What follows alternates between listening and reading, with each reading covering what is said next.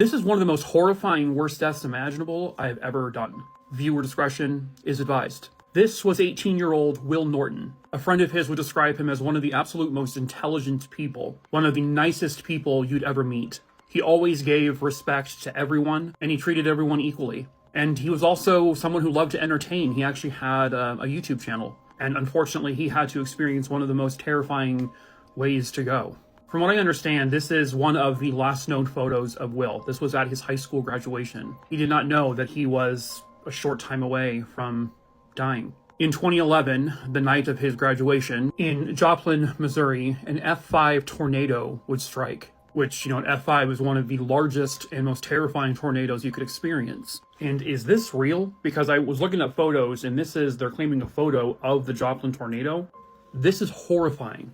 It apparently had a width of 1 mile, and it reached winds of somewhere around or over 200 miles per hour. After his high school graduation, he and his family would get into the family's vehicle. And this was all kind of coinciding with the time of when the tornado was starting. From what I understand, their vehicle had a sunroof.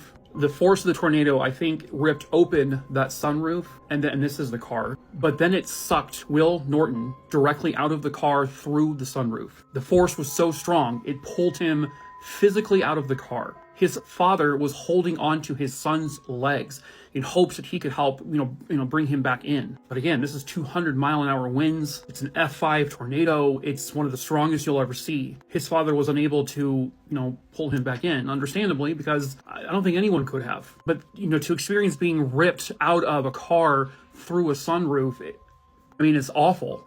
It was him and his dad, from what I understand, in the car, and they were actually on the phone with Will's sister and mom. I guess they were elsewhere or in another car, and this happened while they're talking to them on the phone. The car would end up rolling multiple times and created this damage. Will's father would end up breaking his arm in this situation, but outside of that, he ended up being relatively okay, or at least alive. And the devastation from the tornado was so extreme that, trying to find where Will ended up was very difficult. It was about 5 or 6 days later when they finally found his remains in a pond. And, the entire city of Joplin was destroyed. There was about $2.8 billion worth of damage to Joplin. Over 1,100 people had injuries. And there were somewhere around 160 fatalities from the tornado. One of them, of course, being Will Norton. That just has to be I can't even imagine. Living in Arizona, we don't have tornadoes or anything like that, so I don't even know what it's like. But, hopefully Will went quickly, and hopefully he did not suffer.